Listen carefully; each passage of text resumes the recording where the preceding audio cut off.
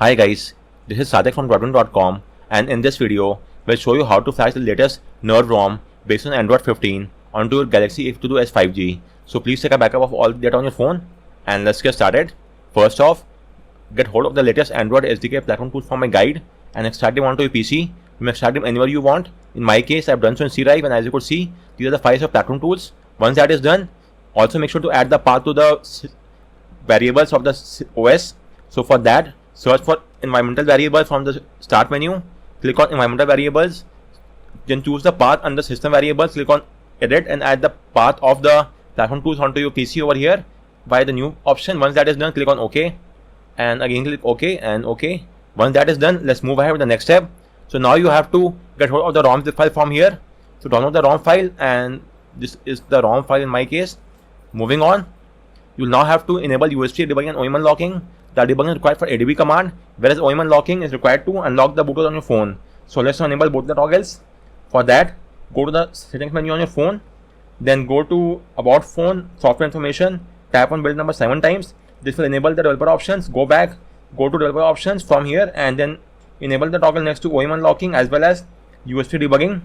You will get a prompt, tap on OK. You might get one more prompt. In that prompt, tap on allow, and with this, the debugging now enabled. Let's verify the same. So go to the address bar of platform tools, type in CMD, hit enter. This will launch command prompt inside the platform tool folder, as you could see. So now type in ADB devices and verify that you are getting an ID. If you're not getting this ID, then unplug and replug it from the PC. Disable and re-enable USB debugging. Tap on revoke USB debugging. Use any other USB cable that came with your phone, or use the USB 2.0 port on a PC. So carry out this USB fixes and verify that you are having this ID. Once you're getting this ID, you will now have to unlock the bootloader on your phone. Do know that unlocking will trip the knocks, and in case of Samsung, it's a one-way out. You will not be able to get back knocks to its original state. Once it gets tripped, there's no going back. So all the features which are linked with the knocks will no longer work on your phone, and likewise the process will also wipe off all the data from your phone. If that's all well and good, so let me show you how to get the job done. I made a video on that as well. In short, simply enable OEM unlocking and boot the phone to the download mode. Once that is done, long press the volume up key to go to the device unlock mode. Then again press the volume up key to unlock the bootloader. Once that is done, you will also have to bypass the vault keeper, and for that you will have to connect the phone to the Wi-Fi and then wait for a few seconds for the OEM unlocking to be shown here. In my case, I already unlocked the bootloader, but I have not yet bypassed the vault keeper. As you could see, the OEM unlocking is not shown here, so I just have to establish a Wi-Fi connection. This will take a few seconds, so just give me that, and once I am online with the Wi-Fi, then I could easily get the job done of bypassing the vault keeper. So just give me a second, and with this I am now online, and now you have to close the developer options from the backend. Close it from here as well, then wait for around 5 to 6 seconds, then reopen this, and now we should have the OEM unlocking enabled and gray out. So as you could see, we have now bypassed the vault keeper. So move ahead with the next step. So now you have to install the recovery file onto your phone. Let me show you how that could be done. Again, I made a video for that as well, but I'll show you once again how to get this job done. So for that, we are already done the first step. The second step, okay, you have to now get hold of the recovery file and the VBMeta patch file. Both should be in a tar format from these links. Get hold of them once you've got both the files. Now get hold of the Odin tool from here. Once you've got the Odin tool, extract the tool onto your PC. So just give me a second, and as you could see, this is a Odin tool with the following 4 files. Once that is done, let's move ahead with the next step. Now you have to boot the phone to the download mode for the Odin to read the phone. So for that, you could use the hardware key as well, but I'm using the easiest way out, which is the ADB. Reboot download and hit enter. Your phone should now be in the download mode. If you talk about the hardware key combination, then you will have to power off the phone, then press and hold the volume up and volume down keys while holding both the keys. Connect the phone to the PC via USB cable, and then your phone will be in the download mode. But that's quite a lengthy approach, so simply use the ADB command to get the job done. And once you're in the download mode, launch the Odin tool via its exe file. You will get a prompt, click on OK, and make sure that you are now showing your phone is now shown in the Odin tool via the COM section and in the log as well. Once that is done, go to option tab, uncheck auto reboot, click on AP, and choose the recovery file, the TWRP file, TWRP.tar file, which is this one for our phone. Then user data slot, go there and upload the VBMeta patch file. This is the patch file. So again, verify in the AP is the recovery, in the data slot is the VBMeta patch file, as you could see. And also uncheck auto reboot. Now hit the start button. The recovery will now be flashed onto your phone, and it will take around 4 to 5 seconds. And once that is done, press and hold the power and the volume down key for around 7 to 8 seconds till the phone undergoes a reboot. As soon as that happens, let go of the keys and then press and hold the power and the volume up keys. Let me show you what I mean. So first off, press and hold the power and the volume down keys and keep on holding both the keys for around 7 to 8 seconds till the phone undergoes a restart. As soon as that is about to happen, let go of the keys and then press and hold the power and the volume up keys and keep on holding both the key for around, I guess, 4 to 5 seconds more, and then your phone will go to the custom recovery. So now let me give you 4 more seconds, and then you may let go of the keys as well. Now release the key, and now if you have done everything at the right time, your phone will now go to the TWRP recovery. But if something was wrong, your phone will either go to the stock recovery or the OS, in which case you have to reflash the recovery via the Odin tool once again. So let's verify what's the case in our case, and it should be inside the recovery in a few more seconds because we have pressed the keys at the right time. We should now be inside the recovery mode, and as you could see, we are inside the recovery. So now first you have to do a wipe. Go to wipe, format data, type in yes, hit the blue check mark. The formatting is now complete. Now you could take 2 approaches. You may either boot the phone to the OS. Let me show you the approach which I am talking about. There are 2 approaches. Now you could either boot the phone to the OS. If you do so, then you'll be able to access the storage of your phone as well and easily do a ROM copy paste.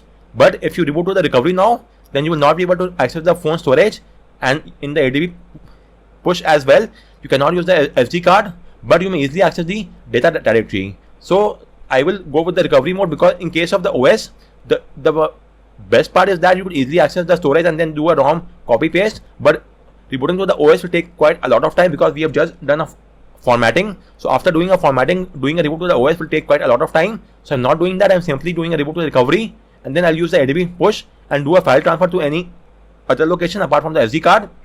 So let's go back, reboot, recovery. I'll now show you what I mean as well. Just give me a few seconds and then you will easily get hold of this information as well.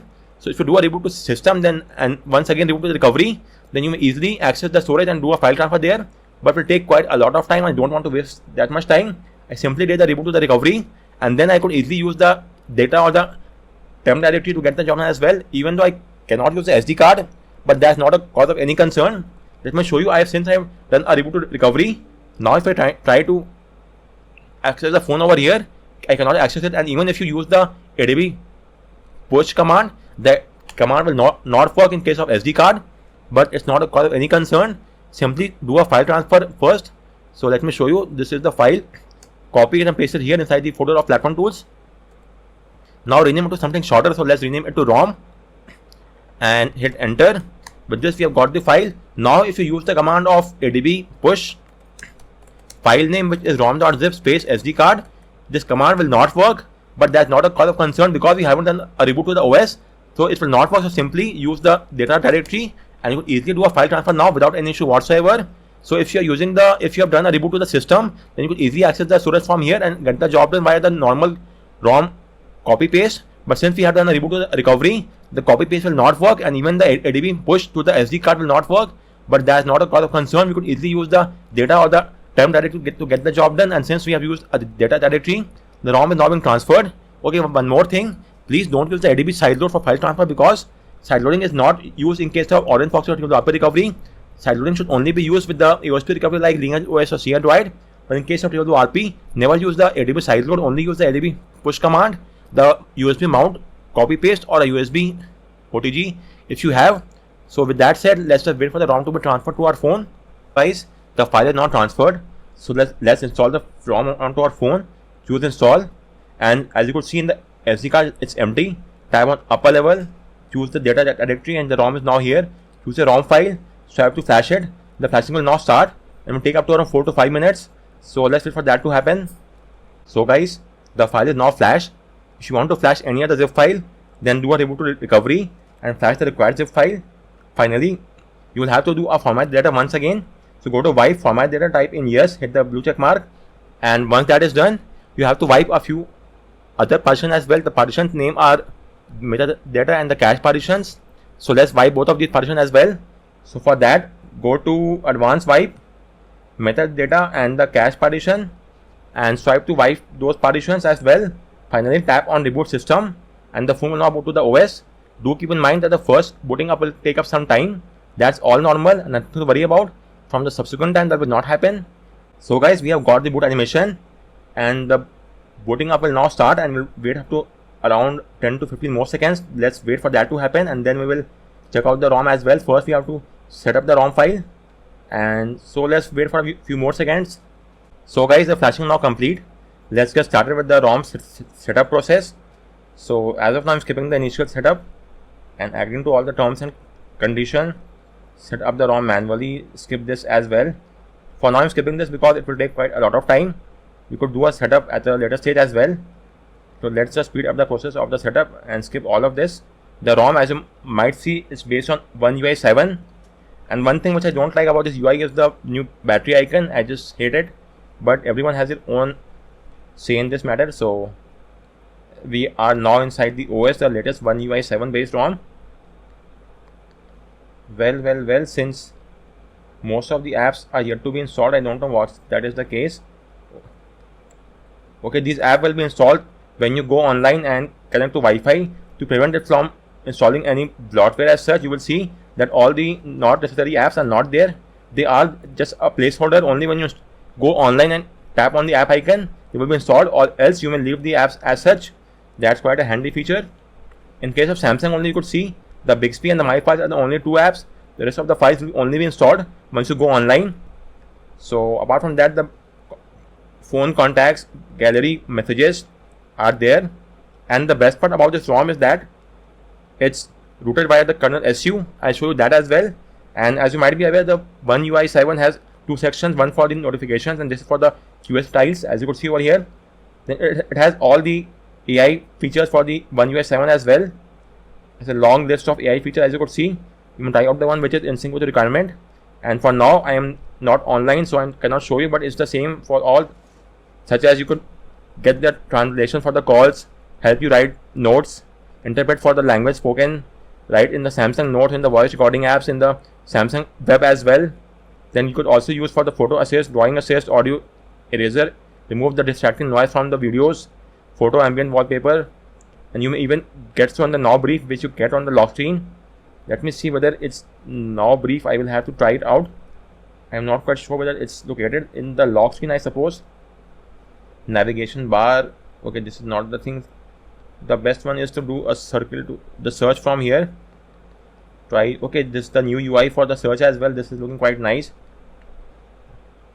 Now bar, it's there. And it is over here. So let's go inside that. Support from Google Media Player Interpreter, all are there. All the apps are now enabled there, and it's not enabled as well. It will come at the bottom over here, so I might have to connect the phone to the Wi-Fi, I suppose. I generally avoid that from happening because I don't want to connect for now, but as of now even the charging is not shown here, so I might have to do a connection. So please give me around 4 to 5 seconds. I will have to now do so. I generally do not do so, but it's required for now, so I'll have to do it. And the connection is now established successfully, I suppose. Yes, it's now done and dusted. So let's see whether it's shown now or not. Okay, now you could see the now brief is there. Get today's highlights. And what are the highlights? Let me see. The Galaxy AI, continue, start. Okay, I have to sign in as well. Let's cancel. Okay, that I am not going to do, sorry. But as you might be aware now, the now brief will be shown here, and all the notification from the Google apps and anything as such will all be shown in the now brief section over here at the bottom of the phone. Double tap to wake and show is also working along the expected lines. And apart from that, current mode is also shown, and you use the support from Google, the media player as well. The media player is currently okay. The apps are now being installed onto our phone, but we will only do so by tapping on the app. I don't want to tap on the app, so it will not be installed as of now. And apart from that, let's see what all is there. So the recent app is also changed, the revamped new styles, and then you get all the AI tools and all the One UI 7 features. I guess the ROM is a port from the Galaxy S25, as you could see. It's a port of the Galaxy S25 only, so that is quite a great feature. We have got the latest phone onto our phone, the latest build from our phone, and it beholds all the features that you get on the latest S25 series, as you could see over here. And guys, if you talk about rooting, then as you could see, the kernel SU Next app is already there. So as soon as you boot your phone to the OS, the app will be installed, and the phone is now currently obtained root by the kernel SU Next. Simply launch the app, and you could see it's now up and running. Okay, one more thing, it also supports SUSFS. So let me show you that as well. It's some module for hiding the root. So I made a guide on that as well. You could refer to my guide and get hold of the module. I've got the module on my phone as well. Let me just show you once again. This is the mod. Copy the mod and transfer the mod onto your phone. Even on your PC, you could see that the phone is now shown as the S25. So that's quite a handy UI, and we have got the mod.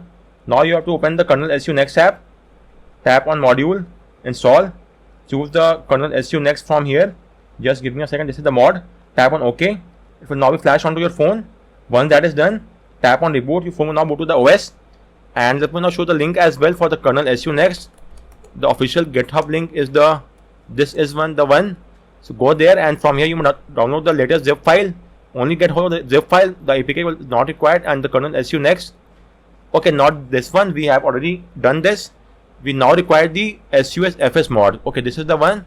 In SUSFS, you have to download the module from here, and it will a zip format. As you could see, this is the mod zip.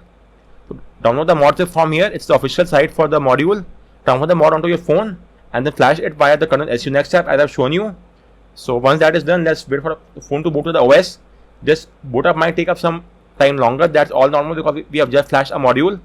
It's nothing to worry about. So with that said, let's wait for a few more seconds for the phone to boot to the OS. And with this, we now have the kernel SU Next app.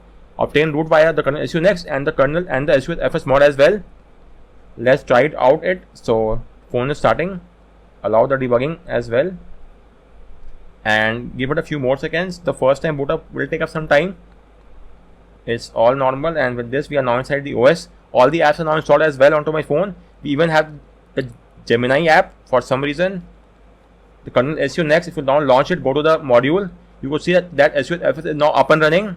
You can tap on it to open it, and the module is over here. You may change the logs from here, or tap on it, custom SUSFS settings, and then you may choose the following tweaks. Let me now show you what each of these means. So go to the module homepage, and from here click on the custom settings, and then the first is the hide custom ROM. The custom ROM settings, enable this. You will get the following options: the hide custom ROM path, hide vendor SC policy, hide compact matrix, and the spoof service list. As you can see, we have the following options over here, and then you have the option to hide the GApps. If you're using the GApp, you may hide it from here, and if you're using the Revance YouTube or the music app, you may also hide it from here as well. Then you also have the option to spoof the CMD line or hide the case loop. Finally, if you're using the LSPoof framework, you may also hide that from this mount as well. But please, I am requesting you not to use the following three options: the SUS path, SUS mount, and the SUS unmount. All these three are highly technical features and might lead to a boot loop or soft break state. If you're not sure of what you are doing, please don't use this option. Either use the above all options, or you must simply use the one which is shown in the main page. Just give me a second. The main one is over here. Use each of these options. You may use these options or the one shown in the SUSFS settings, but please don't use the path, mount, and the unmount feature. That might lead to a few issues. And apart from that, if you want to, let me now show you one more thing. So as opposed to the Matrixx, you will not get any SU request when you launch a rooting app. You will have to manually enable the root for that. So let me now show you. If I use an app, let's say the easiest one will be to simply use the TWRP app. Okay, this will get the job done. So if I now use this app and transfer the app onto my phone, let me show you that. And let's now install this TWRP app. I want to show you a very important thing for those who are not aware of this. So this is the TWRP app. Let's install it. Hit install, and it will now be installed onto your phone in a few seconds. Let's wait for that to happen. And it's now installed. Type on open, allow, and in case of Matrixx, if you now type in SU and hit enter, you will get a SU request. Then you have to tap on OK or allow or grant, and the app will work. In case of kernel SU, that will not have, any type on SU, and you will see no SU is found on this phone. This is happening because in case of kernel SU, you will have to manually give all the rooting apps the root access. So for that, you will have to go to the kernel SU app, next app, go to the super user, and now enable the toggle for the required app from this section, and only then the app will work. Example in my case is the TWRP app. Enable the toggle next to super user, and now relaunch the app, and only then and then the app will work in the rooting environment. So let's now type in SU once again, and you will see we are now inside the data directory of the home directory, and now it has obtained root. So for all the rooting apps of your choice, first enable the toggle of the root from here, And even if you type in the command adb shell then su, let me show you, adb shell su, the system bin is not found because we haven't given in the root access. So simply you have to again go to the super user tab, and from here use the app, following app, the shell app, go there and enable the toggle next to this. And now if you type in su once again, okay, let me close this window and type in su once again, you could see we are now inside the OS, the rooting environment, the hash sign is there. So we are now inside the rooting environment because we have given it the shell access. So you will always have to manually give each rooting app the access, shell access from here. Keep this point in mind. Apart from that, the kernel SU also does not have any inbuilt Zygisk as opposed to Magisk. You will have to flash the Zygisk Next app onto your phone, the Zygisk Next module from the kernel SU Next, and only then you'll be able to use the Zygisk onto your phone as well. So keep this point in mind, and that's just about it. So guys, on that note, we round up this video. If you have any query with regard to any of the steps, do let me know in the comment section. And thanks a lot for watching.